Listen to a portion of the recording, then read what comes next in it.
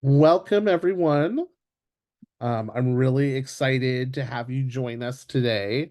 My name is Dr. Kyle Livy. I'm a professor of history here at Ohlone College and one of the co-directors of the Lytton Center for History and the Public Good. I'm excited to welcome you to our last of our spring events, and this is a big one. We have a really incredible panel here for you today. Before we get started and I introduce our moderator, I want to go over some ground rules and just some housekeeping. We want you to participate and engage with our panel. And to do so, you can use the Q&A feature at the bottom of your screen. So as our panelists are sharing their knowledge and research, please do bring up questions as we go, and we'll have a chance at the end of all of the presentations and their initial discussion to engage in Q&A. So please do share your questions, thoughts, and ideas. I'm going to now share the mission of the Lytton Center, as we like to do in each of our events. The Lytton Center considers the ways that the study of the past can help shape the present and the future. Our mission is to inspire the Ohlone community to work for the public good through programming focused on access, equity, inclusion, justice, and service. The Lytton Center explores challenges facing our community and the world, past, present, and future, and fosters big ideas that will inspire and transform Ohlone and the larger community for the better. Through training, programming, and capacity building, the Lytton Center empowers students to advocate for a just and equitable world. It's my privilege and honor to introduce the moderator for today's panel. And our panel is titled Overstanding Street Dance Identities, Centering the Local and Global Hip Hop. It's my honor to introduce our moderator, Dr. Imani Kai Johnson. Dr. Johnson is the Vice Chair of Dance of the Department of Dance and Associate Professor in the Department of Black Study at the UC Riverside. She wrote Dark Matter and Breaking Ciphers, the Life of an African Aesthetics in Global Hip Hop, published in 2023, co-edited Oxford Handbook of Hip Hop Dance Studies, also published in 2023. It was a busy year. And founded the Show Improve Hip Hop Studies Conference. Again, it's my privilege to introduce this incredible scholar and a really dear friend, Dr. Imani Kai Johnson. Hello, hello. Greetings all. And thank you, Kyle, for inviting us, the panelists, inviting an opportunity to share the anthology. My name is Imani Kai Johnson. I'm going to be introducing our panelists for today. They're all wonderful scholars in hip hop studies, and it's a beautiful opportunity for us to be in conversation. Our first panelist is Serouj Midus Aprahamian, Dr. Aprahamian. He's an assistant professor of dance at the University of Illinois, Urbana-Champaign. He has been active in breaking, popping, and underground hip hop dance since the late 1990s and is the author of The Birth of Breaking Hip Hop History from the Floor Up, came out last year. Our next guest is Grace Shinhae June, Dr. Grace June. And Grace is a mother, wife, artist, and scholar. She directs BK Soul, co-founded the Asian Solidarity Collective, and co-conspires with street dance activism. Grace teaches at San Diego City College, Transcendence Youth Arts, and the UC San Diego and at UC San Diego, where she received the 2023 Barbara and Paul Saltman Distinguished Teaching Award. And finally, our final panelist is Matt Miller, Dr. Matt Miller, who earned his PhD in American Studies at the Graduate Institute of the Liberal Arts at Emory University. He wrote the book Bounce, Rap Music and Local Identity in New Orleans, came out in 2012, and co-directed You Heard Me, a documentary on bounce music. He has an extensive background in musical performance, record collecting, and archival work. So the panel will go as follows. Each of them are going to share a little bit about their contribution to the anthology, the Oxford Handbook of Hip Hop Dance Studies. They're all featured in a subsection called Overstanding Identities. And we're just going to talk through both their contributions and what this topic means, what we can learn about hip hop and about the world we live in through the lenses of their research. So thank you all for coming, for being present. And we didn't decide on a final order, but whoever would like to go first is welcome. Yeah, Matt or Serouj, I'm gonna check in with Grace real quick. I can go ahead and start if that's all right with Matt. Just since my name was said first too in the bio, the benefits of having a last name with A. Um, yeah, so my chapter is called Breaking Down the Block. It's looking at hip hop dance in Armenia. And and no problem. Essentially, I grew up in Los Angeles, where there's a big Armenian American community and also a big hip hop dance revival that was happening in the mid to late 90s. So I was kind of like involved in these two worlds growing up, one being breaking and hip hop dance, and the other was like as I was quite active on like social justice issues through like Armenian organizations and involved in the community and things like that. And these two worlds like never connected at all to me. They were like two separate worlds growing up. But in 2005, I went to Armenia on a visit, and to my shock, I met breakers out there very randomly. And I can get into that story if people are interested, and it's outlined in the chapter. Um, but essentially, this chapter is my like these two worlds colliding, and over time me analyzing, hip hop dance in Armenia, something I was very meaningful in my life, and this the fact that it existed in Armenia, this post-Soviet country that had gone through like war, blockade, earthquake, like very devastating, almost like 180-degree changes in the country, economic collapse after the Soviet Union, and analyzing like how did hip hop dance really take hold here. And when I met breakers out there in 2005, there was maybe like 3 crews and maybe like a total of 50 breakers in the country. And when I finished this chapter in 2015, 2016, or was researching it then, the numbers had grown to like 15 crews, 500 breakers, events from people come out of town coming, and classes like all over the country, not just the capital, but studios teaching hip hop dance, not just breaking, but locking, popping, all these other forms. So it was really looking at how did this happen? How did a dance form that started in the African American community in the Bronx in the 70s, take hold in a former Soviet country in the 2000s, essentially, is when the dance really started germinating and evolving and taking hold. And also, like, secondarily, not just a case study of how this form transmitted there to this post-Soviet country, but also like what meaning does it hold for people there, for young people and older people like involved in it. So it's kind of looking at politics as well through the lens of dance, like you said, Imani. So the chapter looks at like how aesthetically it developed, what meaning it holds for people, kind of looks at political changes happening in the country and how that affected what took hold. I mean, everything from monopolies being dismantled so that internet started being disseminated more. And I think there's a lot of like lessons that we could take from a case study like hip hop dance in Armenia for past and present transmissions of hip hop dance through media, through political changes and things like that, setting certain groundworks. So that's the essential gist of the chapter. And what I argue essentially is that breaking was taken up as like an alternative form of expression at a time when young people, especially coming of age at a time when there's like major transformations in the country, it was really something important for their sense of identity, who they were. It provided them a lot, that other avenues of expression or disciplines or activities didn't.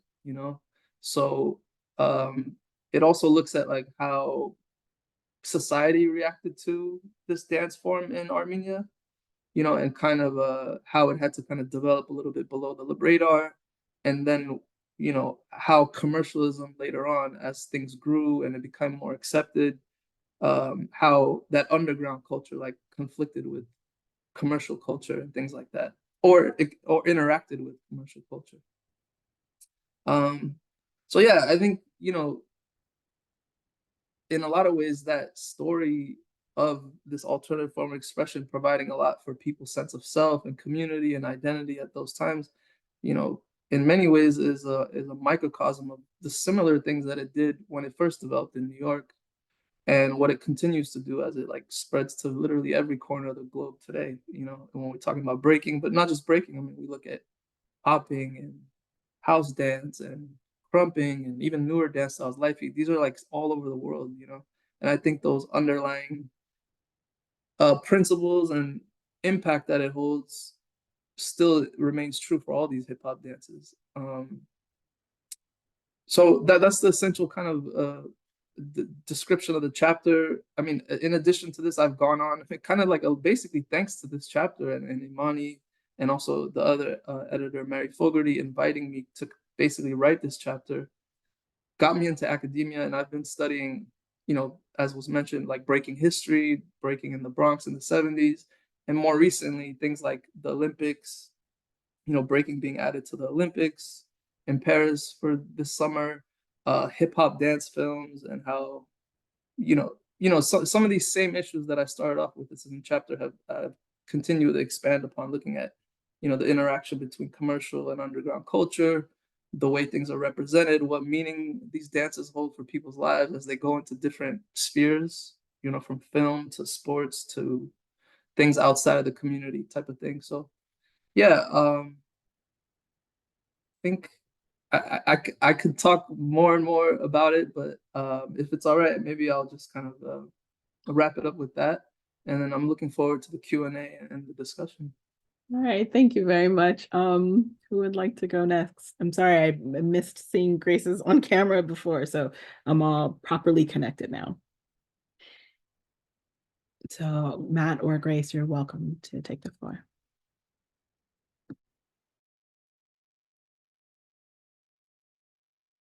I'll go since I'm next alphabetically. Hi, my name is Grace Jen. Really thank Imani and Mary for gathering a slew of authors and practitioners and scholars to put out this momentous book on hip hop dance. It's so much needed, and I just appreciate being able to engage in my own scholarship and further my scholarship because of this anthology. And so to all you readers, viewers out there, you should get it and look through it carefully. There's so much good knowledge written in it. My chapter is titled Asian American Liminality, Racial Triangulation in Hip Hop Dance, and it really stems from my own practice and my teaching at UCSD, primarily amongst a campus with many Asian American dance teams that live in the hip hop vernacular and beyond. And so I was really curious as an undergrad at UCSD, going from being kind of one of the only ones to be interested in hip hop dance and really listen to hip hop music, to return back to UCSD to find a bunch of young folks really engaged in this practice and not necessarily invested in the culture in the same way that I was growing up in the 80s and 90s, where I feel like I really figured out who I was through this forum. Also, a lot of my work and research is based in cross-racial solidarities and collaborations. My work is heavily about Asian Black solidarity. So really trying to understand on a campus that is primarily demographics of folks that identify as Asian, with a very small percentage of African Americans. Like, what does this look like? Why is there this hip hop dance team explosion? And that's what my chapter is on, really understanding young people's coming to this space and what they're doing there, and building community, and through that really trying to understand where they situate themselves in the American racial order. Also really thinking about what is it that they're doing? What are they practicing? Are they tied to the histories of where hip hop comes from, or are they knowledgeable in these forms? And I think much like what Serouj is saying, you know, we come to this space from our own practices, understanding what's going on, and knowing that hip hop has gone everywhere, and that people everywhere gravitate toward this form because there's freedom in expression, but not necessarily understanding what that freedom is tied to or at whose expense. And so a lot of my work is based on that. The chapter really looks specifically, it's kind of like case studies at a couple teams and a couple events that happen on campus. And what I'm finding is that there is a way of expression and understanding oneself through this form. It's a way of building community, and there is like a hunger for the knowledge. So the fact that this hip hop dance studies anthology is out is just more information for people who haven't had access to it in the same way, where it's been through the screen or it's been through YouTube, but not actually with building community. I'll stop there. Hand it off to Matt. Thanks. I'll just start off by also saying thanks so much to Imani for organizing this, and Kyle, all the folks at Ohlone. And I really enjoyed being able to contribute to this anthology and learned a lot. The chapter I wrote was called Twerking and Peep-Hopping in the Local Context of New Orleans. And it's an extension of work I did in my book that Imani mentioned on Bounce, which is a local style of hip hop rap culture in New Orleans. And I got interested in working on that after working more generally on themes of hip hop and placemaking, and the way that the South was kind of asserting its own cultural identity within hip hop, and what that meant, and kind of how that fit into some of the narratives around hip hop. And really felt like some of these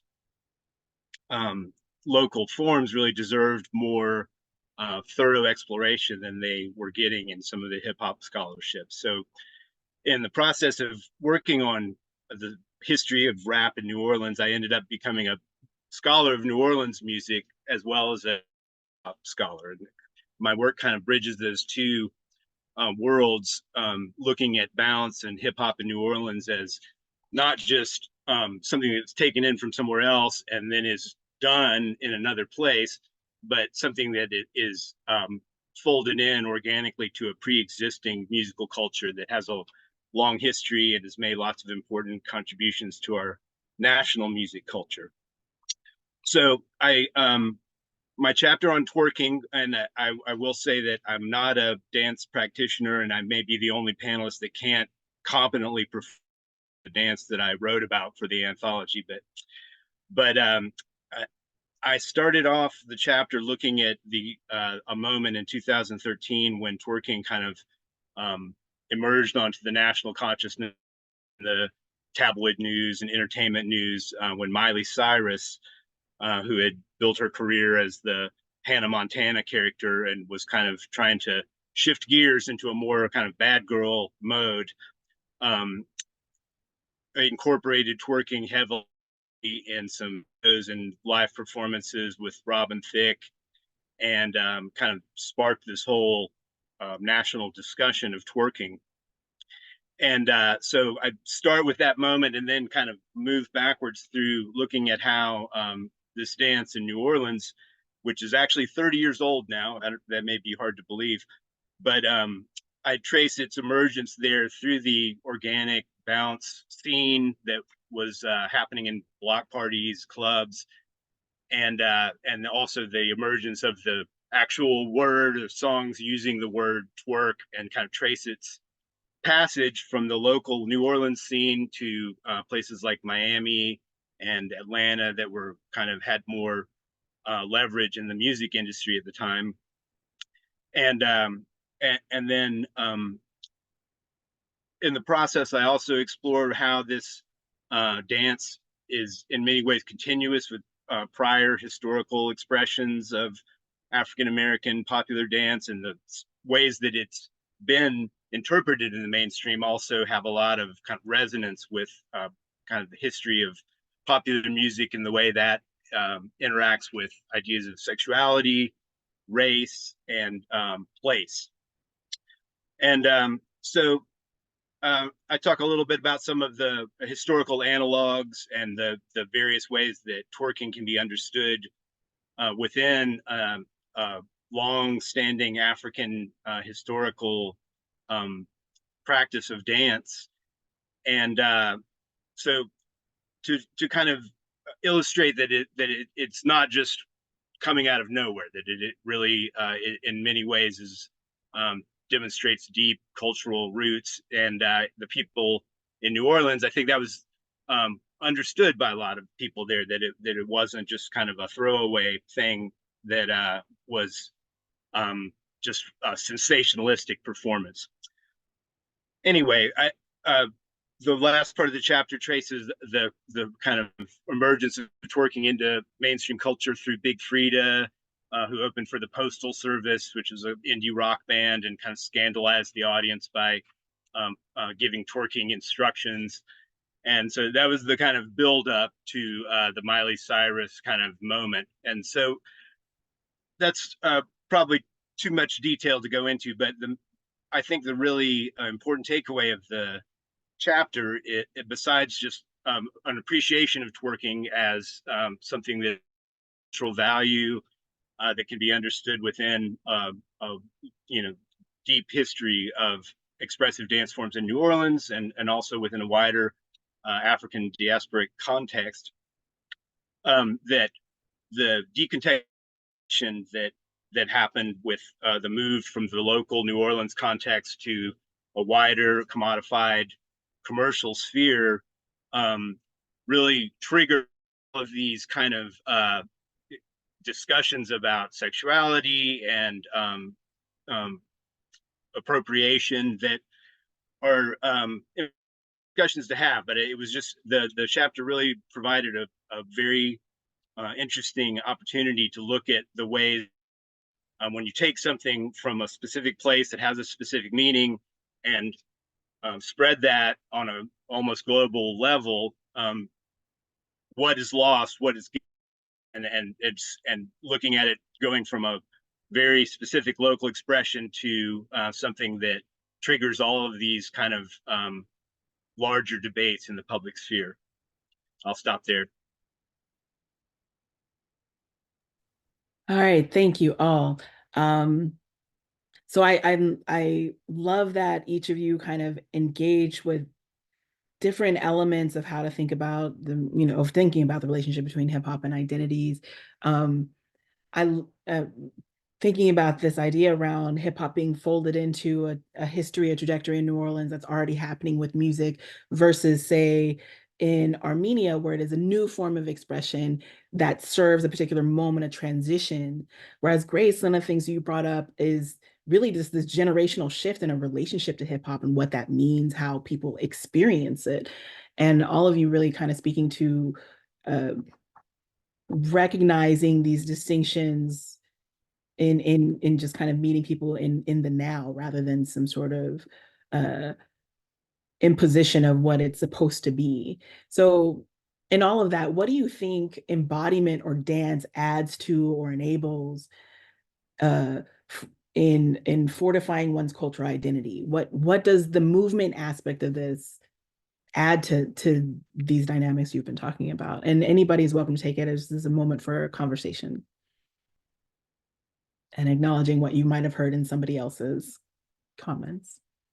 Yeah, I mean, Matt had said, throw away. Like, I'm thinking what tends to happen, like when you take it out of its context, and what do you throw away, what do you keep, or what you think you're keeping and what you're throwing away. And this is a lot of where my work situates in my education of the students is, you might feel like you can pick and choose and pull the things that are so-called good or make you feel good, but what are you forgetting? That's what you need to think about. And that, it might be a little different for Serouj, right? In your your study of like what does get transmitted and what gets lost, not because the people lost it, but just in the transmission, what gets lost. What do we not understand when we don't understand a different culture?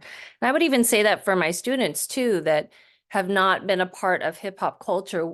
What are they seeing and what they pull away and think that they're replicating, or are they trying to replicate? But also understanding who they are within this form that makes them feel empowered, that makes them feel not, I think like specifically with me, is not compliant to the model minority myth, and how hip hop allows a pushing up against the counter narrative of people.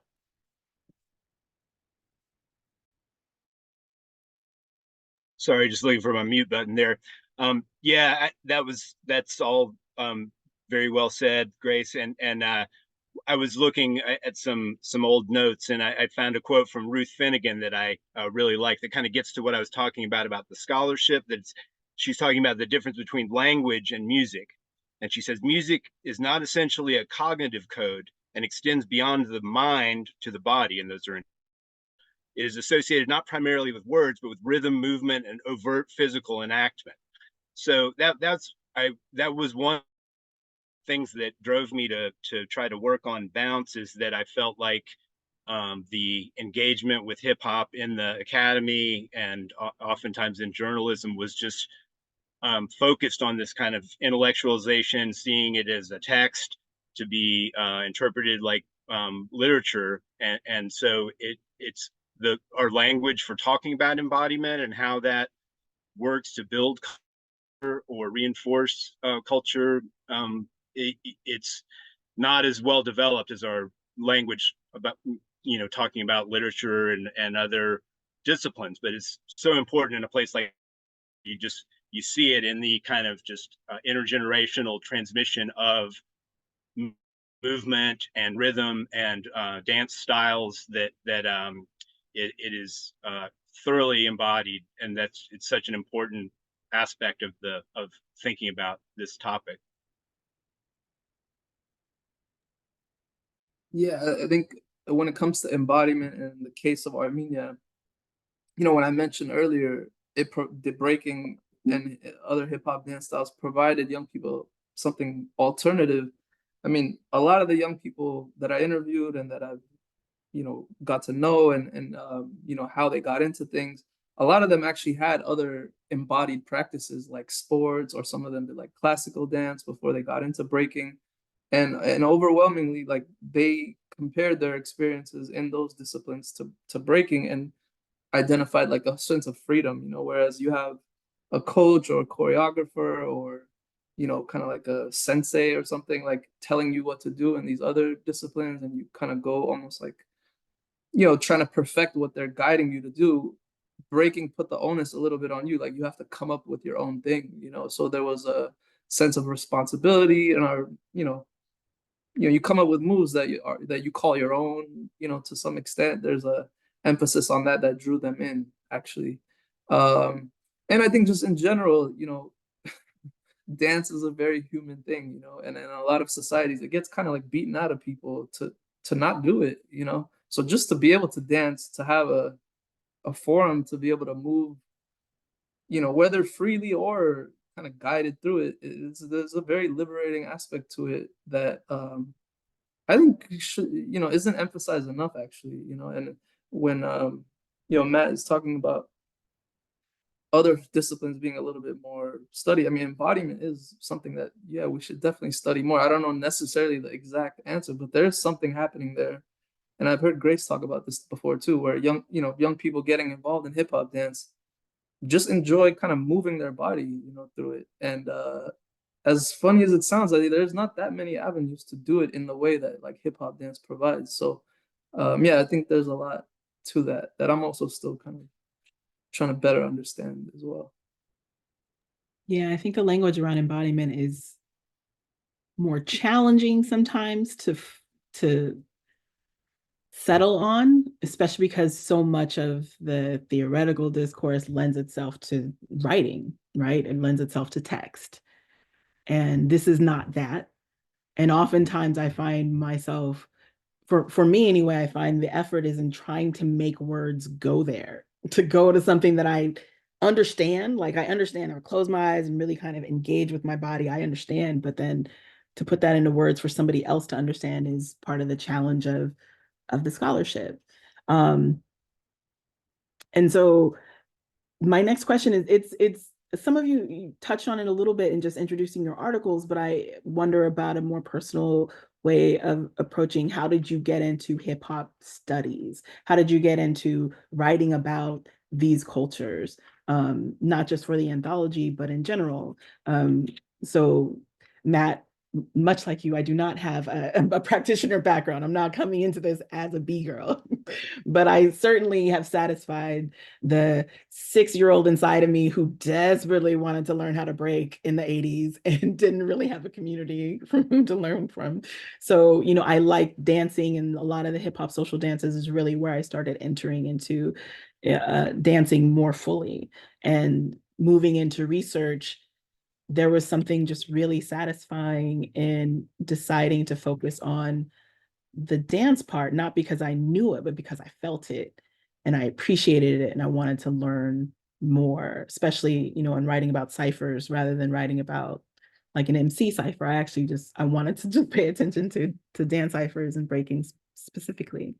So for you all, how did you get into this? How do you even wind up with a career where you're publishing on hip hop and teaching? I'll jump in real quick because I referred to it a little bit, but basically this book is like the beginning for me of dance studies. I mean, I've been a practitioner, like as mentioned, since the late 90s, and I wasn't really aware of like people studying dance, hip hop dance. I mean, I knew about hip hop studies, like things about rap and a little bit about hip hop history, but you know, meeting Mary and meeting you, Imani, was like an eye opener that there are scholars connected to community, people doing serious research about this, and then you know yourself and Mary encouraging me to do more research because as a practitioner, you know, I was doing research, but I didn't look at it like to put out a book or to put out an article. It was just more as a practitioner, you know, knowledge of these forms feeds your practice. And we were constantly encouraged to know our history in the community. But, you know, there's a lot of problems with that just in the community. So as a practitioner, I always had questions about contradictions and things I was encountering, you know, in the US with like hip hop dance. But, you know, being in Armenia, I didn't even think about that really being that unique until you know, yourself and Mary were like, well, this is quite unique. Like, we'd be interested in learning about this. And I was like, okay, cool. So, you know, then, you know, your dissertation, Dark Matter, which is now a book. I mean, that was also quite inspirational because it's like you were pointing out the Africanist roots and aesthetics behind it just by analyzing how it's practiced in the modern day and things like that. And that was also something always of interest to me because we all knew as practitioners, early generation was all African American, but it was like we rarely heard those voices and those stories and those experiences. So I wanted to research that, and that was like really the driving force that got me into academia. This desire to like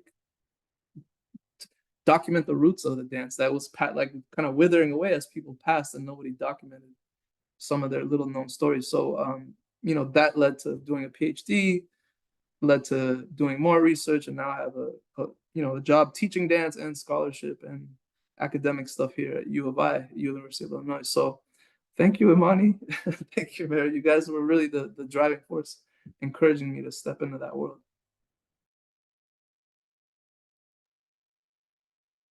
Go next. As you mentioned in your intro, I'm a musician and have just built up an interest in popular music to the point where that was what I decided I wanted to work on in graduate school. I initially didn't intend to work on hip hop or rap. Wanted to do some work locally here in Atlanta on the 1960s and 70s era, and really just in me the kind of documentation project of just these folks that were involved in this are still around. The music is meaningful enough to me that I want to give it something of contributing documentation and you know, some sort of historical treatment that I feel it deserves. And then once I was in graduate school, I ended up writing on rap music. I was really interested in the new kind of Dirty South moment that was happening. New Orleans had two of the biggest independent record labels in the country, and Cash Money and No Limit Records. I at that moment, or that period, was reevaluating some of my own ideas about what constituted important, valid, interesting music in hip hop, and kind of moved from a more lyrics based kind of ideas and politics kind of hip hop to looking at some of the club and dance based forms around me here in Atlanta, and then later in New Orleans and Miami, some of the hot spots of the Dirty South, and just really trying to grapple with the importance of this music and its the ways that it relates to senses of place and community, ideas about race, gender, etc., and kind of getting away from some of the hierarchies of that dance, I think, often suffers from, that it's seen as kind of a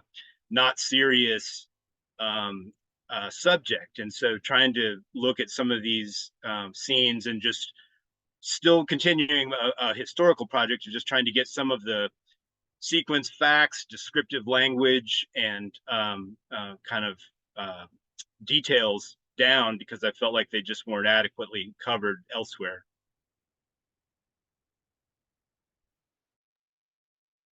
For me, I would say when I arrived at UCSD in the early 90s, I took a class from Dr. George Lipsitz, and we read some of his work on hip hop. And it was new to think about reading scholarship on hip hop, but it was about the music and the culture, not dance specifically. And then I think when I finished my MFA, I knew I wanted to get a PhD. I'm a long-term learner. I don't know if I'll go back to school again, but I love learning. And I knew I wanted to get my PhD, but I wasn't quite sure if it was going to be in ethnic studies or what. And then I met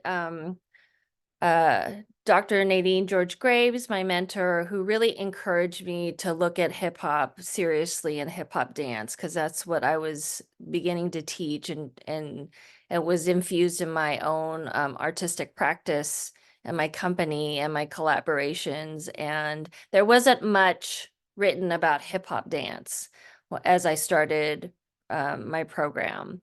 And so that's kind of where I got pushed to contribute to the field. And then I got to meet other scholars like yourself, Imani and Mary and Miri, and I mean, the list goes on. And I felt like, oh, this is a group of people that I want to be with and hang with and push the field and grow my knowledge. So, and I wanted to also increase my knowledge so that I could give back to my students more than just, oh, here we're doing some movement, but it was always important to teach context and history for me, but how can I keep expanding that, and how can I contribute, and then look at it through all these layers of our own perspective, as a Korean American woman, what does this mean to participate in hip hop growing up in Southern California? What are the layers? What are we missing? What are we contributing to? What are we taking? And so that's why I'm here and will continue to be here. Thank you for that. So I'm just engaging questions, but if there are things that you want to talk about, or you hear in what someone else says, I'm happy to move in that direction. Right now, I'm interested in thinking through then what shifts and what we might understand about hip hop when the pieces you wrote or the communities you wrote about are at the center. Like, what do we start to see or understand, or maybe what comes more into focus when, say, Armenia is at the center, or choreo is at the center, or New Orleans is at the center? What do you think? Really quick, I mean, one of the things I was testing a bit, theoretically, there's obviously this notion that like hip hop started as a response to like dislocation and devastation and things like that in the Bronx. And um, like I said, Armenia in the 90s, as it broke away from the Soviet Union and Soviet Union collapsed, it went through war, blockade, earthquake, like a lot of devastating things. And then not to mention like transition to capitalism and major changes like in the country. And what extent can these things be a response to destruction, dislocation, oppression, and things like that? And I think one of the things that I realized like about how things developed in the 2000s in Armenia, as opposed to let's say the 80s when movies started coming out, and or the 90s when all this stuff was happening, is that in my opinion you need a bit of stability. You know what I mean? I mean, although that is also something continuing that I think should continue to be researched when I think about like Ukraine or Gaza and things like that, where there is breaking communities there, very strong ones actually, and you can't do it under like bombs and blockade and starvation and no lights and things like that. It's a bit hard. So that doesn't say the go to polar opposite and there's no oppression and stuff like that. There's like you need a bit of stability in the case of Armenia for things like this to come to the surface, in a country like Armenia. So it's only when things started stabilizing, but yet still we're in turmoil with all these transitional things. Like when I say transition to capitalism, like public spaces being privatized and things you believed in as promises of independence being dashed, and like you're having a hard time living in the country, and many of your friends are going abroad, so you're still dealing with challenges, but it's not like you have no lights kind of thing, or no gas and things like that. So that might be kind of an obvious point, but I think that little nuance was important. And I think like cases like breaking hip hop dance in the developing world can add a little bit to this theoretical discussion of responding to oppression with expression. I think that is something beyond hip hop where people will say, yeah, things are tough in that neighborhood or that country, they must have great art, as if just like art is only a response to negativity, like when sometimes it's comes out of other places as well.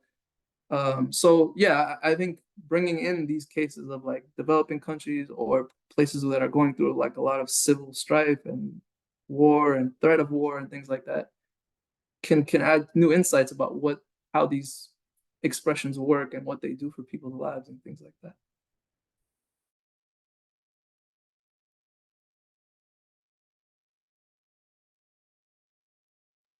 I think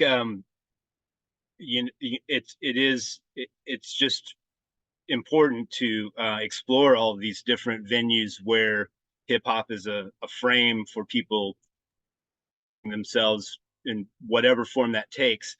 And with New Orleans, I do feel like it certainly, to me, it really underscored the fact that place matters. That the way that hip hop was received in New Orleans and unfolded was distinctive and very much related to the pre-existing cultural traditions and reality there in New Orleans. So the kind of carnival culture that's there, a shared musical sensibility, the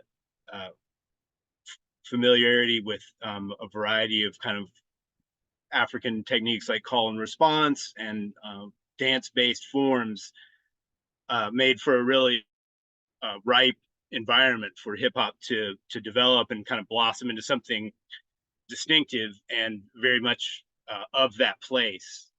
And I just wanted to in my book just to give that its due as its own phenomenon. And I think it's just it illustrates the fact that when you look closer at the context, you often learn new things about how culture is made, perpetuated, commodified, sold, and all of those things.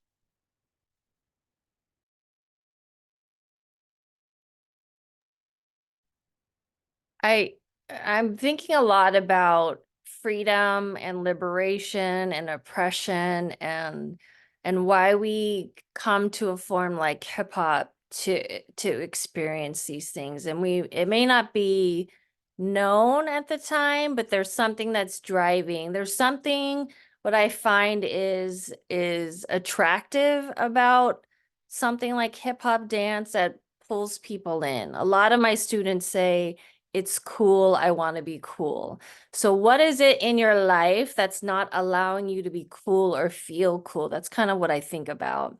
I think going back to my own experience, culturally being an Asian American woman and what those markers were for me, what I had to be, what I had to be silent, I had to be in the back of the room, I shouldn't be loud. And hip hop was for me to push up against all those things. I'm relatively tall for a Korean American woman. I'm not small. I don't like cower down. I love to take up space. And I tell my students that all the time because for me, it's really pushing up against some cultural norms that told me to be small. And I think the more I think about how hip hop developed, thinking even tracing back of, in the 20s, as jazz was developing, as Lindy Hop was developing, why white folks were going up to Harlem to experience dances, these social dances, and what it meant to be free in this way that for some reason we were being oppressed not to be. And I think hip hop offers that without judgment. You get into this, I mean, there is judgment, right? Like you can lose a battle because you don't got any skills and things like that. But like you go and you dance, and if you got the skills, then great. And there's something that draws people to this form, and maybe it's that inability to articulate the embodiment. Like when you hear we're talking about music, when you hear like a fat beat or a heavy bass and it like thumps inside of you, you might not be able to say, but you feel it, right? And that's what connects. And I do think that's what hip hop and Black dance and African American music and culture does. There's a freedom in it, and it's embedded in the history of why it began in the first place. It was resistance, and that's what carries on, and that's, I think, what we're all trying to attach to in some way. I just wanted to comment. It's such an important idea, and that as much as some of the academic discussion of hip hop in other places, especially when you get to other countries, that the cultural appropriation is thrown around, and that's certainly something that should be talked about and thought about. But I think the flip side of that is the aesthetic power of Black cultural forms that the people that were drawn up to Harlem, some of them found liberation in the idea of this Black music and all of the kind of transgressive ideas that failed. But I think it's important to not let it look like that was the only reason this music was crossing boundaries and becoming popular outside of the site of its creation. That there's both things are happening at the same time, and sometimes that gets lost in the discussion.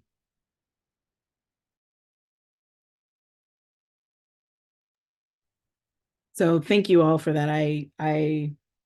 Yeah, I agree, Matt, that because I caution folks about being too hyper-focused on resistance. So there's a kind of, I think for some, there's a desire to translate, like this means this, especially when it comes to dance, the expectation of the story being kind of clear or narrativized in a way we might be accustomed. So I appreciate that there is both a recognition of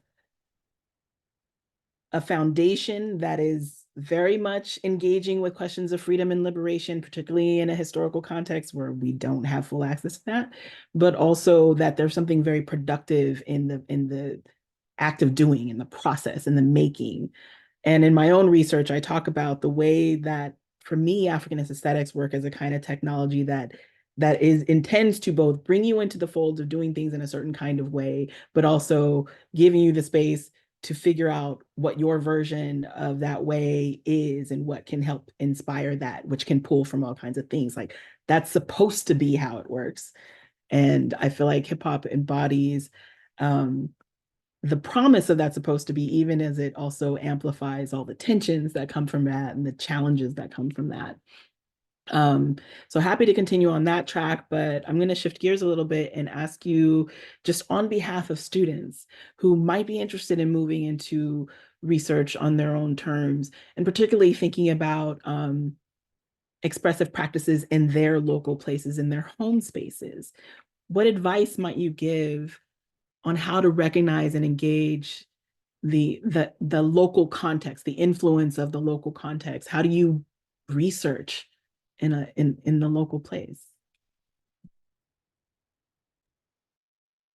I want to kind of go back to what you left us, and then I'll move us forward. But I think, Imani, what you do so well in your work is that you don't say it's a this or that, but that there's different it's not a binary to think through these things. And absolutely there's this desire, a lot of my work deals with appropriation as well. And I think if you don't understand history and context, you can absolutely appropriate in a way that's harmful and just harms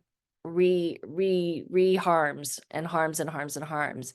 And not to say that we all don't appropriate. We all appropriate in some way, right? And it's just really, what's the purpose? And at your first step, so for students, at your first step into this, you probably are gonna be accused of appropriation. You're probably gonna appropriate. But I think the work is what you do after and how you dig deeper, and to sit in the community and listen, and not go in as someone who is an expert. If you are interested in researching, then you need to spend time in the community. And this is beyond hip hop.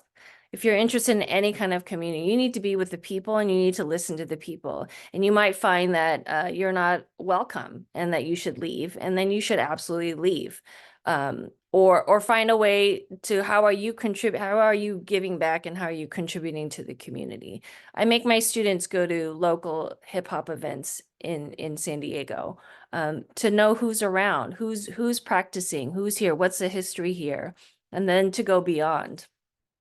Oh, just say that.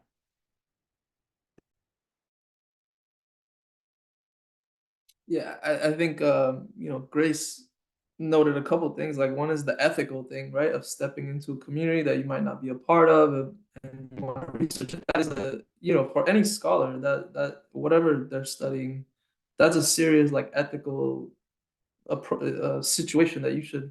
And there's people writing books about the ethics of doing ethnographic field work and all that stuff. So I think there's just like basic common sense of like, yeah, like Grace said, don't go in there with this I'm the expert type of thing, and to listen to people. And then the second part, which for lack of a better term, I'll call it the scholarly part of like getting at what's happening. I think you have to think critically, and you just have to ask questions and not take things for granted. I mean, even the significance of what you might be observing. Sometimes we downplay things happening in the present in our local communities as lesser than what's happening on TV or what is propped up in history books as like the pinnacle moments. I guarantee you what's happening right now in places that we don't even know that's happening. Like teenagers somewhere are doing something that will have an impact, and this is like, we know through history that this is always happening. And there's, when it comes to hip hop dance in particular, I personally believe there's a real need for research. Imani, Mary, have been trailblazers in many ways, like Joe Schloss as well. But,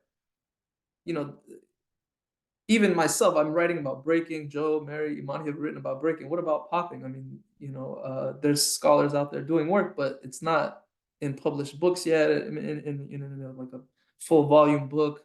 Hip hop dance is very understudied, so I think there's a dire need to study it.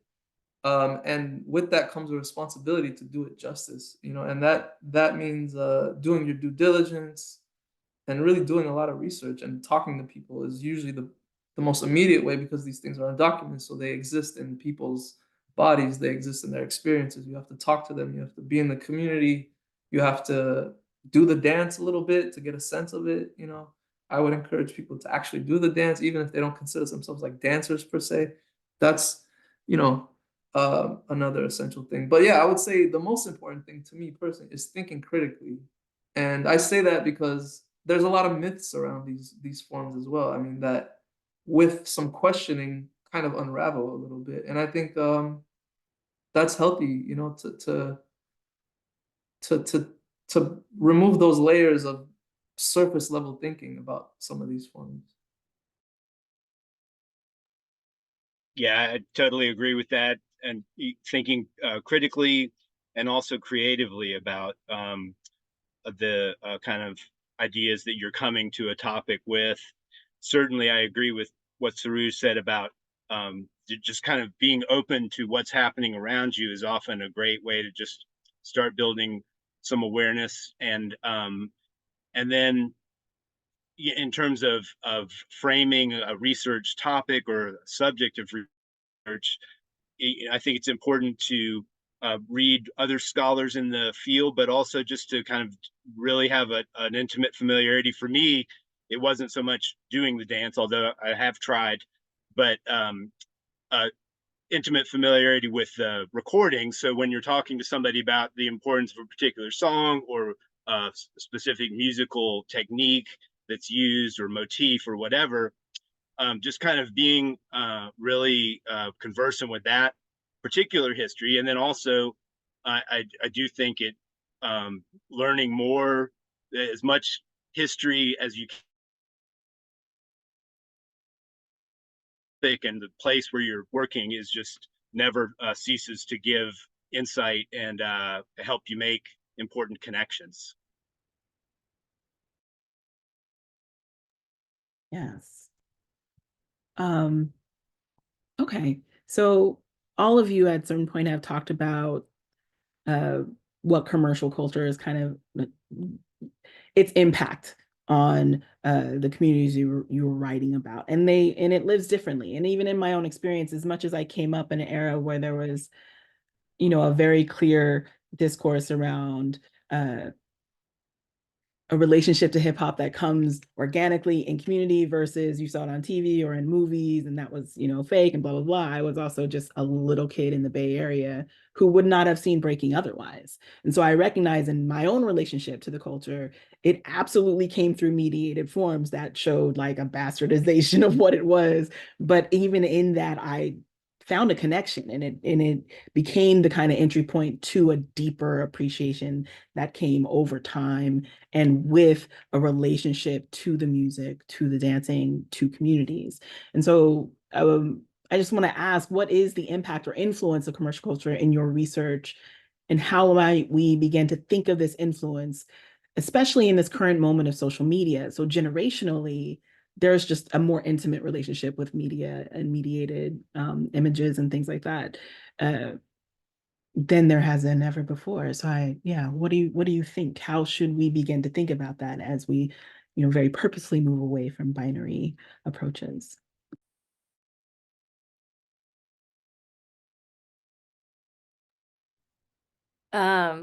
This is such a weighted and heavy question, but I used to really kind of hate on the choreo scene. I'll just put it out there because I think they were missing the point. And reproducing things that I felt had little to no connection to actually hip hop culture. But as I've researched and listened and see the deeper meanings of what this practice and community building it provided, I'm understanding that like not everybody is privy to a hip hop community. Not everybody has connections to people outside of their cultures. And this is one way information is getting in. I think TikTok is absolutely ruining dance in so many ways because it's like this way. But I also know that so many people are dancing more because of things like TikTok or the dance competitions that happen on the screen. I mean, like you, Imani, I learned a lot of my dancing through Soul Train on Saturday mornings. That's how I got it. In addition to having friends that I dance with, but a lot of my information was through Soul Train and in Living Colors Fly Girls. So I do see the importance of how we're introduced to the form, but where can we go from there? And where do we seek out more information, and then how it builds community to actually connect? You know, for myself, it made me really want to do more than just put on some cute dancing, but really investigate who I was as a person, who I was as a daughter of immigrants in the US, and really understanding my own identity as an Asian American. That's kind of what I hope people will do when they get to be in their bodies, practicing some kind of movement form. I think about, I mean, Serouj, you can talk about it, but how hip hop is global because of the commercialization of the form. How else would it have traveled other than people going out? So yes, there are the problematics.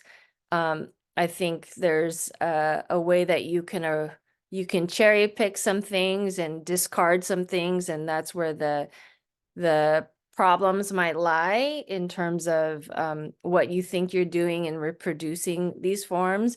But I think there is an opening to actually be in community with someone that doesn't come from where you come from, if that makes sense.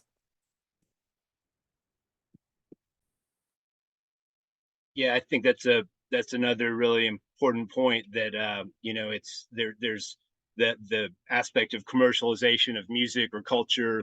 It's many faceted. So that I think for whatever reason, we often as scholars kind of gravitate towards the more grim kind of aspects of it, of that, you know, the Miley Cyrus decontextualized twerking, or just the ways in New Orleans in particular, just the ways that the being kind of outside of the networks of commerce and the kind of main centers of the music industry really hobbled its ability to put as many artists into the national mainstream as it really deserved, in my opinion. But on the other hand, everyone that I talked to down there, you know, working as performers and rappers, they all wanted to achieve commercial success, and in some ways that's just part of the ways that hip hop is continuous with prior popular music forms, is that it is both a culture, comes from a grassroots, non-commercial source often, and then gets pulled into these networks, and that has a mixed effect. That in some ways it flattens things, it stereotyping, it maybe enables something like an Elvis to take a song that was a minor hit for a black artist and make a mega hit out of it. So, you know, all those things are kind of troubling, to say the least. And thankfully, I haven't really. My research generally stopped before the whole TikTok era, so thankfully, I'm kind of out of that debate for now, at least. Yeah, I'm also not the most knowledgeable about the TikTok era, you know, although that again, there's so much to research there, right? TikTok is this like dance app essentially that is like headline news. For various reasons. But you know, I think that's with breaking in particular, there was a form of media that was like grassroots developed, like at the time, you know, that meaning like breakers themselves were making videos in the late 90s, early 2000s, similar to how skateboarders had made, you know, videos, and you know, there's like this zine-esque video making that was happening of competitions and people's crews and stuff like that. Those started circulating in Armenia through connections in Russia, connections in Europe, and small glimpses of the dance like on public access TV from Russia and all these types of things. So it wasn't really like major movies or major entertainment conglomerates like pushing these forms in the country initially. And when people did the dance, in the 90s, early 2000s, they would get ridiculed for it, by citizens, like local people in Armenia, people spinning on their head, on their body, of course, like very different from more upright kind of dancing people used to, or partner dancing and stuff like that. So they looked at young people doing this as like outcasts, like, what are you guys on drugs? Why are you throwing your body on the floor? Like stuff very similar to what early practitioners experienced in the Bronx, even. Um, so for that reason, people wouldn't street perform in Armenia for a long time, and they had to really be underground, like meaning do this in places where other people, passersby, wouldn't start fights or try to ridicule you and things like that. So over time, as the country privatized and other companies started coming in, and commercial entities wanted to use this dance as like a symbol of almost like, come buy my product, this is youthful, it's energetic, whatever. People started making money off of it, and also encountering people who had no idea what they were doing. And there's that same conflict existed of like integrity, maintaining your integrity as a dancer, cultural representative of hip hop, whatever, and outside companies like kind of misrepresenting it. And very similar things happen as far as dancers getting together and trying to like just express their voice in concerts that they were hired to do, and commercials and things like that. Then Red Bull came in and showed Red Bull competitions on TV in the late 2000s. And that actually gave the dance like mainstream exposure in the country, and a semblance of like legitimacy or respectability. And this isn't like me giving my opinion on that sort of outlook, but that's a very real thing too. I mean, we're seeing that with the Olympics. A lot of breakers around the world are excited about it and kind of ignoring other things going on because they feel like this is a stand for legitimacy that has otherwise been like denied breakers. So there's elements of not just financial gain when like commercial things get involved, but how to maintain your integrity in that marketplace exchange, but also like established institutions giving you legitimacy by collaborating with you or hiring you and things like that.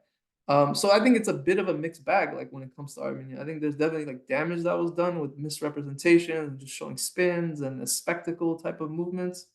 And many people seeing those commercial representations having a total misunderstanding of like what these forms were about on a community level, and how as community practitioners had to deal with newcomers coming in that had no idea like about that. And so they had to like do a lot of education.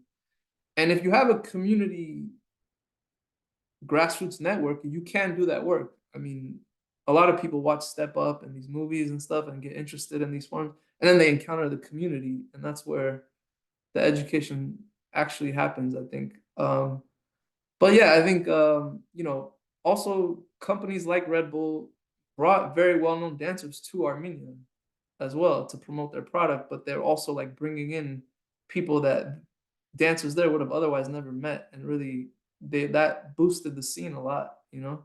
So yeah, I think it's somewhat as like a case by case basis, and I think there could be very negative things and very positive things. And I wonder with like TikTok and social media if there's like grassroots efforts to promote these dances through those channels as well, that might be actually healthy and kind of countering some of the mainstream algorithms and things like that.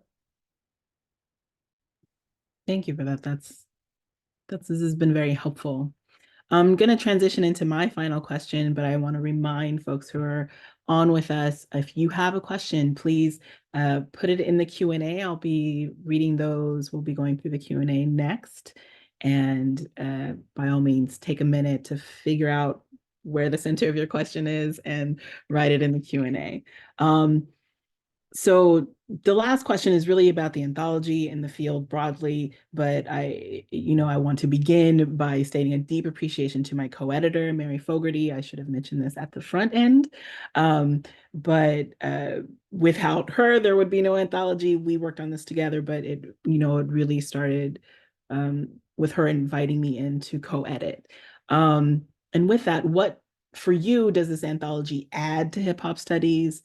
And more specifically, what do you hope your contribution in the anthology adds to the field?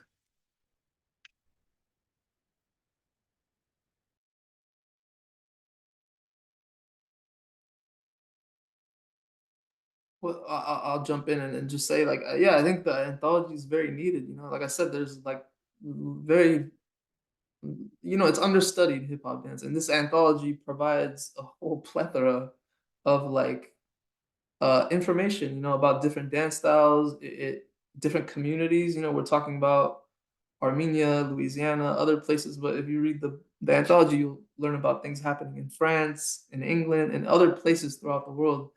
So there's a lot of information about local communities actually in the book. There's a lot of things about methodology. The earlier question, like how do you do this research? You can read, Imani's chapter, Miri's chapter about oral history, and get insights into even like how to conduct research like this. Yeah, the aesthetic evolution of it. I mean, I think about the opening. I think Ken Swift's is like the opening chapter, correct? And him talking about the aesthetics of the dance, like in the 80s. That's a great, concise like breakdown of breaking in the 80s. And then you can read about how it's evolved as it's gone over or to different places and different eras. So yeah, you get a sense of the aesthetics of the dance, the methodology, the local communities, and the broader history contextualized in those local chapters. Um, and yeah, I hope, I mean, even like health, there's a chapter in there about injury prevention. And I think that's like the only real article or writing about, the people talk about injury prevention with sports and even a little bit of dance, but not hip hop dance. Like it's one thing to do modern dance and think about like your lower limbs and jumping and all this other stuff, but that's a different type of health approach for something like breaking or hip hop dance. So there's a chapter in there about that, which I give to students studying, injury prevention, hip hop, and all that stuff. So it's a great resource. And there's a lot in there to dig through and learn from. Oh, and my own chapter, I mean, I think I basically touched about it, but basically things happening in, developing areas or areas that are a little bit more, that get less spotlight. And there's plenty of those areas that are just as rich in information and like insight that we can learn from too. So I hope, this case study can encourage more research as well.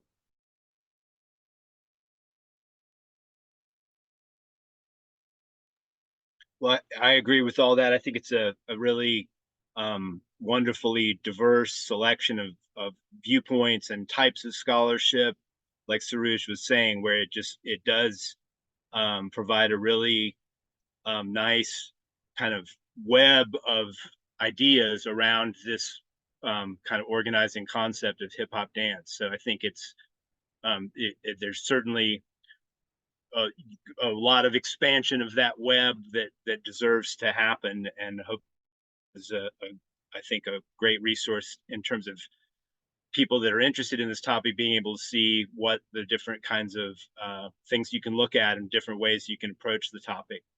And as I've said with my chapter, it's just trying to get people to maybe challenge some of the received ideas that they're getting, that in the case of twerking, that people might have just kind of thought this was something transitory, like flossing, which is that a real dance? I don't know, right? But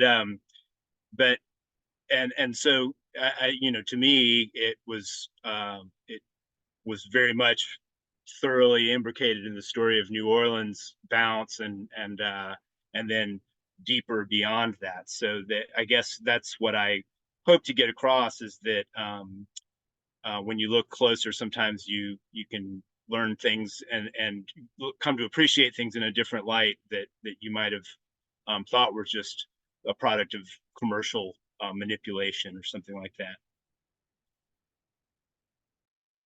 Yeah, I agree. I think what you're saying, Matt, in terms of like interrupting the mainstream voice and bring it really from the perspective of the people of the area. It's such a broad gathering of scholars, practitioners, artists, many different perspectives. I think a lot of scholarship tends to be heavy on rap music, and then from a scholarly perspective, that this anthology really gives a breadth of different viewpoints, and I think most importantly, some of our OG practitioners' perspectives, which wouldn't necessarily be considered academic or publish worthy. So that's what I really appreciate about the anthology. And I think with my own chapter, I'm trying to get folks to really think about their positionality within this culture and what, you know, however you came to it, what can you do once you're in it? What can you learn about yourself, and how can you actually build community and connect with each other and really work towards liberation of all, is what I'm hoping. I mean, I think about the mass amount of students on campus. If all the I always say, if all the dance team together got together and marched, what could they bring? I'm not going to tell them what to do, but I think about the power of numbers, the power of bodies moving together, and how that can cause fear in people, right? How can we incite power through our bodies? How can we reclaim our bodies through this movement, and this practicing of this art form that is not just hip hop. It has such a long history, you know, and wanting people to learn more and to read more and research more. That's what I hope. Thank you all for that. Really appreciate your responses. I will pass it on to Kyle. I'm back. And thank you so much for everything that you've shared and for your research, your knowledge, and your insights. We have questions. We actually have a slew of questions from the audience, and I have some questions for you as well. And I think I'm going to start with a question from the audience. Did you, and goes out to all of the panelists, did you meet any resistance specifically from the Black community while studying / researching or your direct involvement with doing this work in hip hop? So and I think this can be sort of maybe even more broadly thought about in terms of doing ethnographic work in hip hop, right? As someone coming from maybe outside that community but also the sort of racial dynamic that's been addressed in the question specifically as well.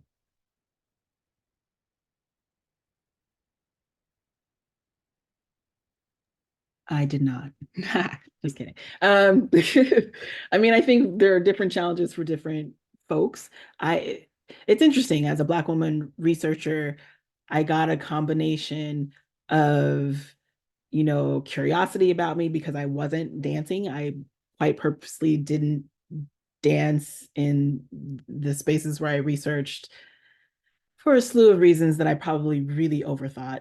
But I also got like increasingly self-conscious about dancing in front of people the more I was surrounded by incredible dancers. I was like, I'm gonna let you have that space. So I got a mix of like, who are you, and you're a researcher, and what are you doing here? But then also the flip side was like, oh, it's nice to see a Black woman doing this research, and an assumption of my understanding because of my race. And so I feel like how people engage with their communities, their research communities, is very much shaped by, you know, their corporeal realities. And so for me, there were more questions about, you know, the why of being a scholar. And I'll just add that. Welcome to the other panel. When I was working in New Orleans, I mean, it was definitely there was no getting around the 400 elephant in the room of being a white researcher working on a primarily African American topic.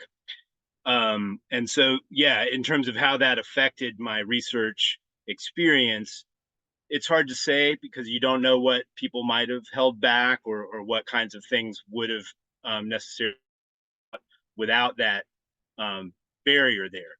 On the other hand, New Orleans, a very cosmopolitan city in a lot of ways, has a long history of a lot of different kinds of people coming through there, and the people in the music scene.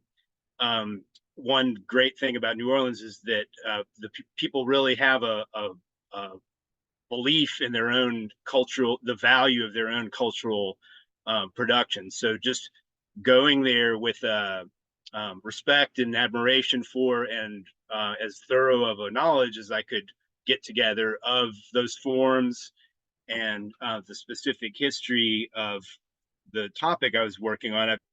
Like that did open a lot of doors on a level of kind of just mutual understanding between people that are really into music. So there's different ways to connect with people. It doesn't necessarily always have to be just I am from the same background as you.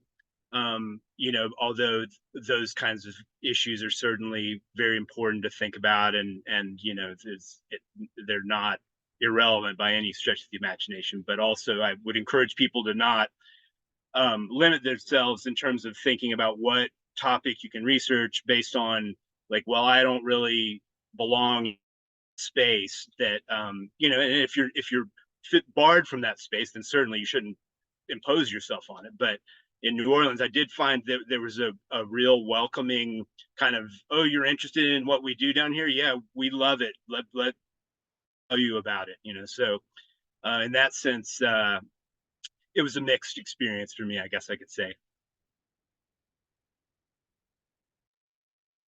I don't think I was met with any kind of resistance. I was lucky enough to have established myself in this community before doing the research, so people knew who I was, people knew what I did. I had been teaching for a while, so not a lot of pushback. And then obviously the research with my students, they respect me, so they were willing to share with me their experiences. And I think in particular, two of my chapters, one in my dissertation, one is on Will Power, who is a African-American hip hop theater playwright, and the other one is on Rennie Harris, who is a African-American hip hop dance theater choreographer. Both people that I knew. I mean, Will, I had worked with on one of his plays, so I had relationships with these people and respected them dearly, and they knew that. So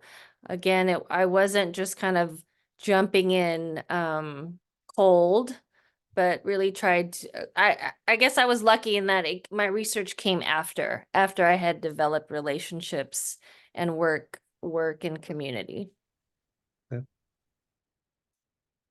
Yeah, and for myself too, I mean, with the research in Armenia, you know, not to toot my own horn or anything, but I'm like, in the mid 2000s was like semi well known in the breaking world. So people there kind of already knew me, but they didn't know I was Armenian until like we met, and they're like, "Oh, you're that guy from that video or whatever."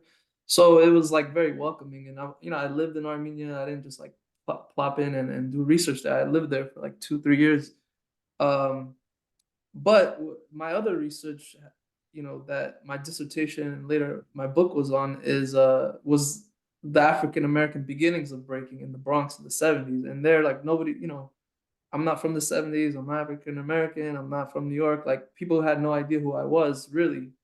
But through some connections in the breaking world, you know, you get like 2 to 3 degrees of separation. So there's like introductions made. And then more so than that, it's like I didn't just start that research out of nowhere. You know, I really didn't even begin talking to people until I thought I'd done as much homework as possible, humanly possible, about that era and what happened, so that I could like come in there with informed questions. And a lot of that history was again misunderstood, obscure. So people who lived it similarly shared a desire to correct the record, to get that story out. So generally, it was like either neutrally welcomed, received, or positively when I started interviewing people. So I never, per se, encountered anybody really saying like, "Get out of here," in those words. Cassie, that's awesome. Thank you for all of you for sharing that. As a historian, all of my informants are dead, so I never have this problem. It's fantastic. So it's great to hear about all these live people. Moving on, I want to go to another audience question. How do you think certain aspects of American culture have villainized or undermined the importance and impact of hip hop? Big question.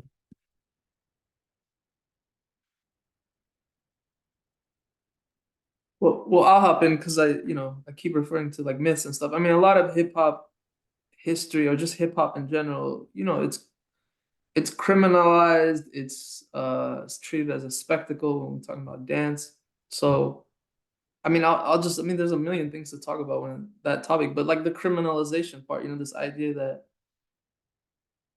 everybody was like in gangs and kind of that whole narrative. I mean, there's elements of truth to it, but a lot of it is like way beyond people's lived experiences in a lot of cases. So it's like at the very least it should be nuanced, Same thing with like other expressions like subway art or even rap, it's like you can't really sell a record unless you're talking about some sort of criminality and that guides the music in a certain direction.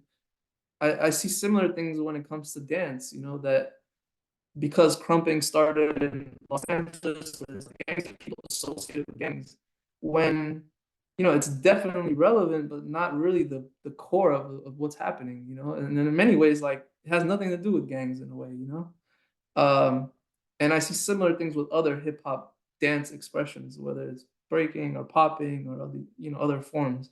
So I think there's a tendency to kind of always criminalize these forms. I mean, maybe criminalize isn't the right word. To think about the negatives of those communities and to lump that onto everything in that community when those communities are also very diverse and not monolithic. So unfortunately, that happens a lot, and to this day, it happens with breakers being kicked out of certain places and treated a certain way and all that. So it has very much like real life effects as well. Yeah.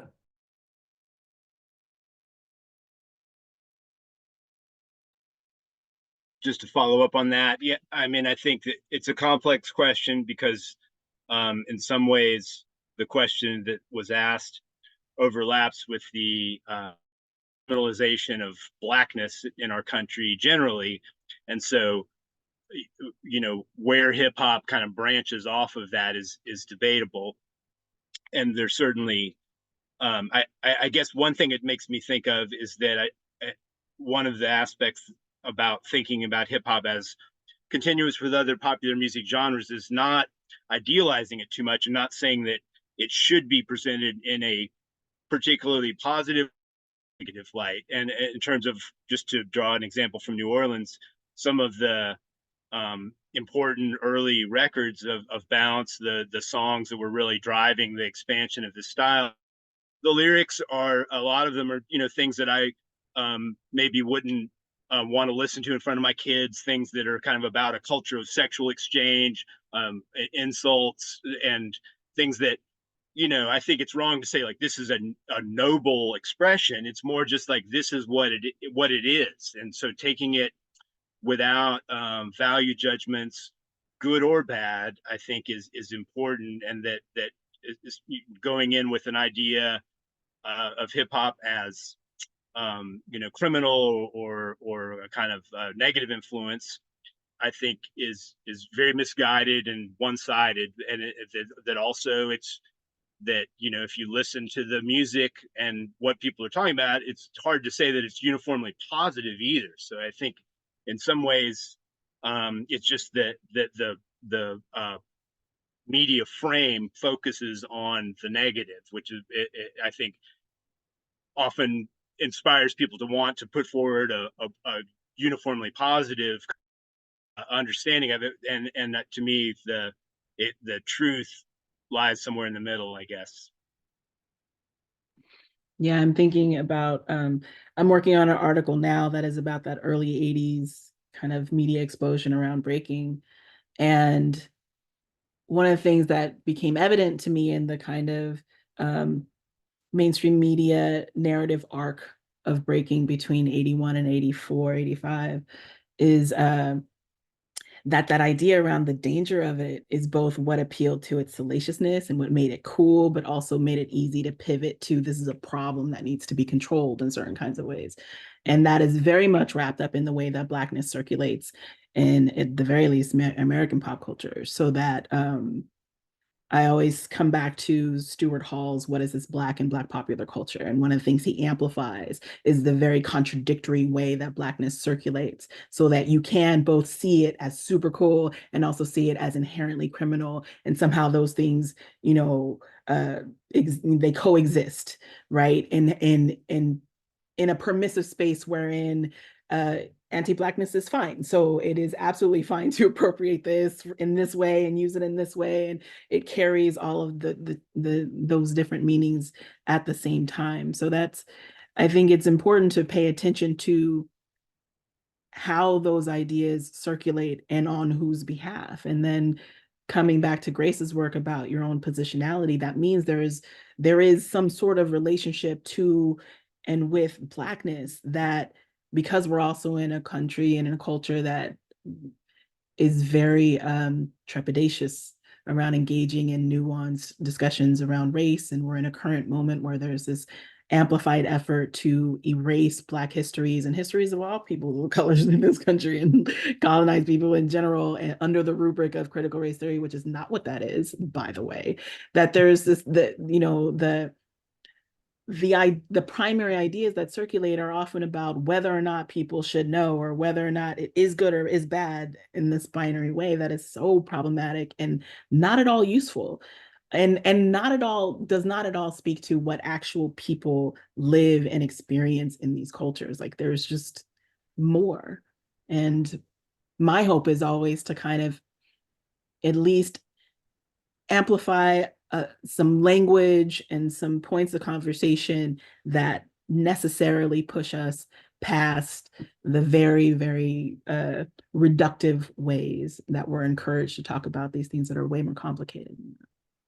Yeah, to go back to something you were saying too, this idea that there's a fear of the past, we have to eradicate certain past in order to have this clean narrative that essentially undergirds white supremacy, that undergirds, right? And but it also means eradicating the present too, right? Eradicating, at least in certain contexts, certain cultures, certain practices, certain ways of being, certain people, right, and their existence, because you can't explain them. You can't explain the situation. You can't explain inequity without having that complex understanding of the past. It's interesting, this fear of history that I see. But as you were talking, it's situational, right? Like, you can take something that is hip hop could be in that context threatening or cute, depending on, and I think I've talked with you about this, Money, like when I was in the second grade, my brother's second grade play, they had this like musical number where they did breakdancing, and this is in the early-ish 80s. I won't date myself because I'm pretty timeless, but in 1984, right? And so, we're talking about little kids, but the context of the situation, it was adorable, and my brother couldn't really do it, but that was even cuter. But like, there's something about the context in the situation, right? That is so key. And I think you really spoke well to that. And I think it actually kind of dovetails to something I was really thinking about during this. It's it's amazing how much I think about dance now as the father of a almost 2-year-old little girl, because she dances a lot. And also is gets shy to dance a little bit too. Um, and so and there was this point where Grace, I think, I'm not sure who was talking about this issue of language of embodiment. Actually, maybe it wasn't Grace. Um, but I started thinking about this idea of how we develop this more, not just as a sort of a part of our sort of intellectual pursuits in terms of academia, in terms of scholarship, but also thinking about hip hop as a way to think about the value of that embodiment in our daily practice of who we are as people, right? And the valuing of it. Um, and um, and that actually made me think a little bit about this. It was this idea that dance is beaten out of us. And I mean, like, again, I wrote this down because I was, as I was trying to take notes, and it's so true. It's so true. And I remember it being beaten out of me too, and in large part because of this notion that if you were growing up, if you were a good dancer, you were gay. And I was afraid people would find out I was gay, even as this 11-year-old boy, right? And so I pushing away from that, and like how all these places where it is, And so I think about that language of embodiment. How do we embrace that language embodiment, not just as an academic or intellectual pursuit, but that language of embodiment as part of how we engage with each other too? I mean, I want to circle a little bit back to what Imani was saying, but you know, our country was founded on the containment and the oppression of Black bodies, right? Yeah, Not even considering Black people, but Black bodies and the genocide of Indigenous folks here. So there's this real need to control and real fear around what your bodies can do, like how much power the body holds. And I think about the ways that in different contexts, like you're saying, where when the body is free and moving in a 2-year-old body, it's cute. But right. in a 35-year-old Black male body, it's threatening, right? A 35-year-old Black male crumping is threatening versus it can also be cute because he's expressing himself, right? And how our, you know, back to the question of how hip hop has been villainized is we've been told we can't move our bodies in certain ways, or that our bodies are stereotyped in certain ways. A lot of my work stems from Mark Anthony Neal's book. The title is escaping me now, but it's like illegible and legible bodies, and what your legible body is supposed to do and what's illegible, what you cannot do. And I think about even just the history of jazz dance, how it was made palatable for a white audience. So it lost its essence to be able to be presented. And hip hop, in a sense, I was seeing some similar kind of trajectory. It was losing its essence to be put more palatable to a more commercial audience. And I constantly think about needing to contain people and their bodies for fear of what that body might do. And that when we're young, I mean, when you think about, you know, as you watch your child, the body just moves, it responds, it's natural, right? You hear your kid will hear music and will just shake its body, right? And how we've come to negate certain movements and what movements are considered beautiful, right? I think about twerking. I tell my students, like, I have a friend who says twerking is freedom, and it really is. When you think about shaking your body, just shaking your body, how good you feel after doing that versus sitting for 8 hours in a chair, and why we continue to negate moving our bodies when it's so natural to how we should be. I Yeah, don't know if that answers your question, but yeah. No, I loved it. I love it. I think about the way Big Frida phrases it, release your wiggle. Like, it's in there, let it go, like let it out. And there is something very powerful in learning to release that, especially when you realize in the learning process, you realize how much you've actually learned to hold it, to prevent your body from moving in certain ways. It can be so socialized into you that it's not a thing that you notice until you actually try to do the opposite. And you're like, actually, how do I move those parts? Because you've contained it for so long. Yeah.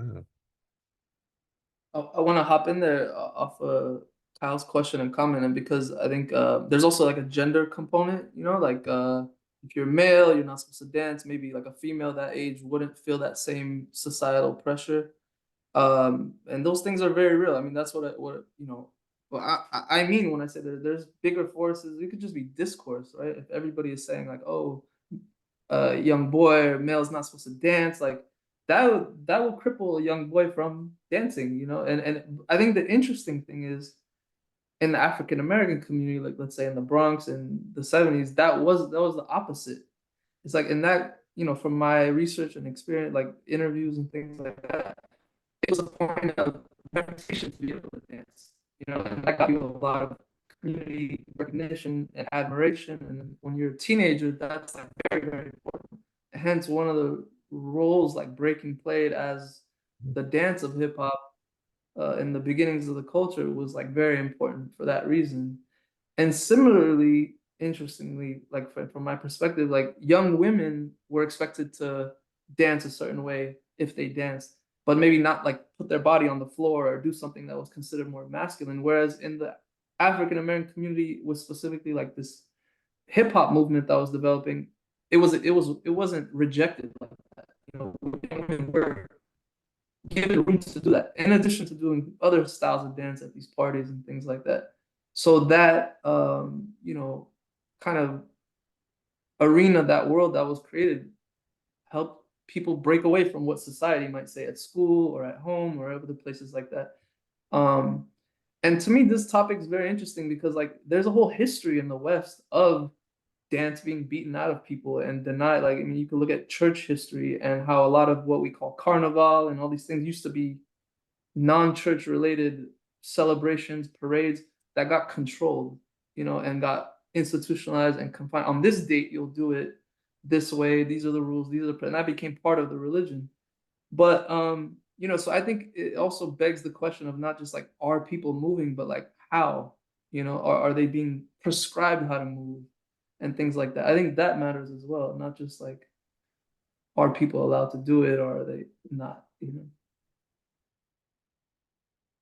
know. And on that topic, in New Orleans, one of the areas that I explored about twerking is the way that it's encoded within kind of gender normative behaviors of that if you are a straight or heterosexual man, this is not something that you're that is socially acceptable to do. Is the kind of rough edges of the division. But then one of the great things about New Orleans is that it has been historically a center of gay participation in the popular music scene and kind of boundary crossing expressions. They go back, you know, back to the jazz era and the 50s and 60s of kind of drag performers and general looseness of some of these sexual norms that prevailed elsewhere. And so in New Orleans, the twerking and booty shaking dances became enormously popular with this cohort of rappers that were mostly gay men. Katie Red, Big Frida are some of the more well-known ones, but there were a whole lot of other lesser rappers as well as a lot of other gay men that just found self-expression and freedom in twerking. And so it's an interesting question in terms of looking at New Orleans specifically. In some ways, there is this kind of, no, as a man, you can't do that. You know, you have to dance like a man, and these kind of really pretty,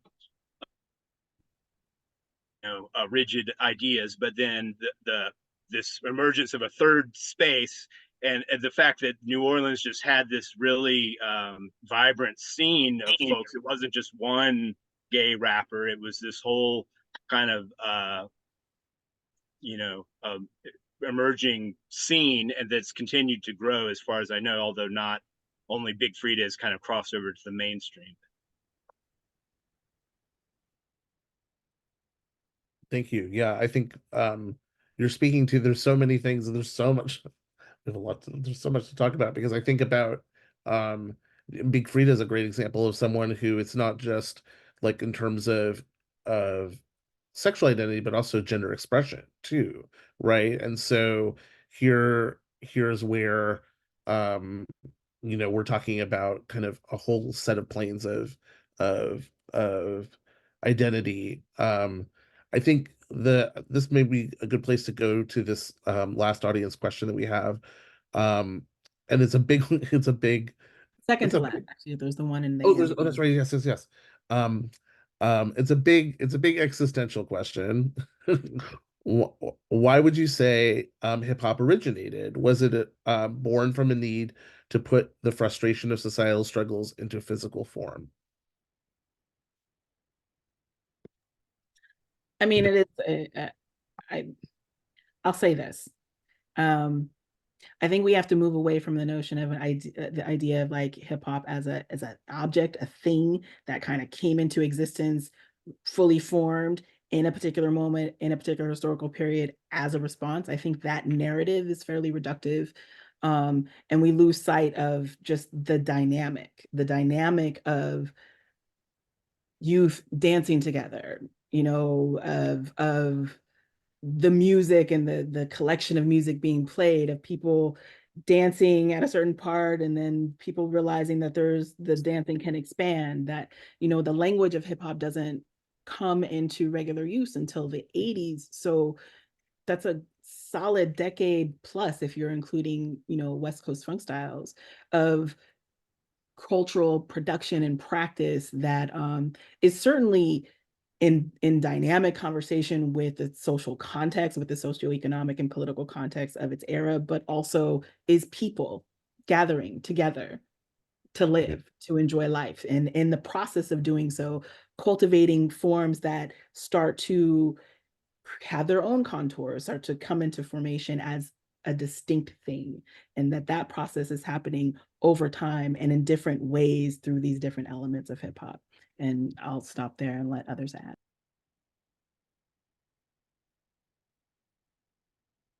Yeah, I think that was so well said.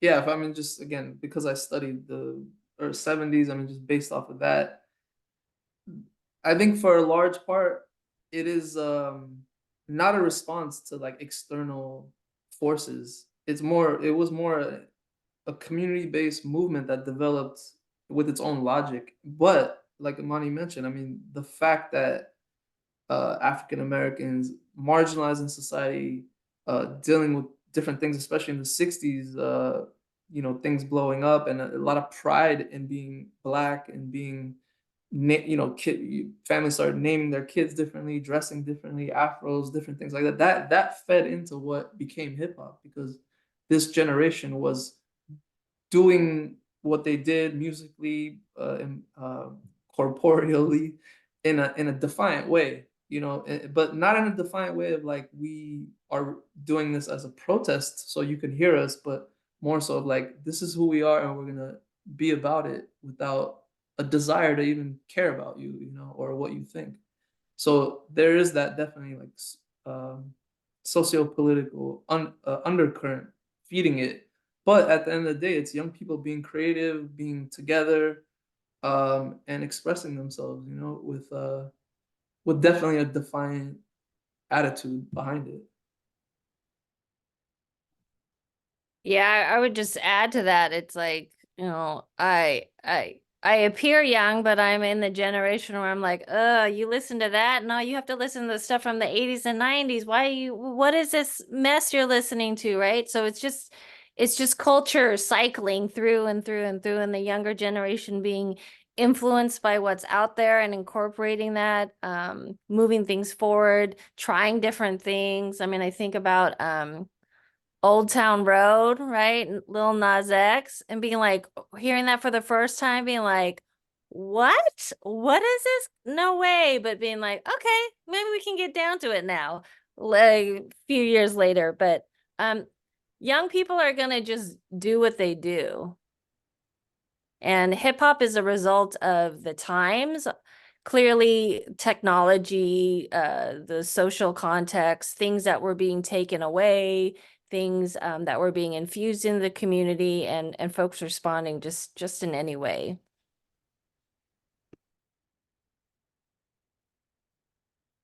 Good points all around. You know, I really like Serouj's observation of that kind of how we conceive of what is resistance, what is a kind of political statement, that the expression living well is the best revenge. I don't know if you've heard that, but that idea of a self-guided, self-structured, pleasure seeking and enjoyment, and kind of coming together and creating culture together, is an inherently and deeply resistant act in itself. And that people look at hip hop and kind of they want to, you know, hear a critique of a political system, or more kind of obviously political messages, and that has its place certainly. But I do think that it's wrong to undersell the importance of just the act of coming together with your own cultural space, and kind of what can happen there, that how you can feel, you know, at home and create your own space. And then also what Imani was saying too, that you know, and you can kind of create artificial lines of like, okay, hip hop starts here with this record, and from there on it's hip hop. But if you look back behind that, there's a whole bunch of things that are all leading up to that. So that even though it kind of felt like it came out of nowhere, and it was marketed as a novelty and understood as a novelty by a lot of people, like, wow, this is something totally different. Ways it's very much continuous with a prior African American cultural forms. And then also the technological reality, I think, is part of it. That just the availability of electronic equipment that can make music in a particular way enabled the certain set of practices that shaped what hip hop became. So it's certainly not cut and dried in terms of where the boundaries are and when it started and what's hip hop and what's not. Imani, do you think we have time for this last question?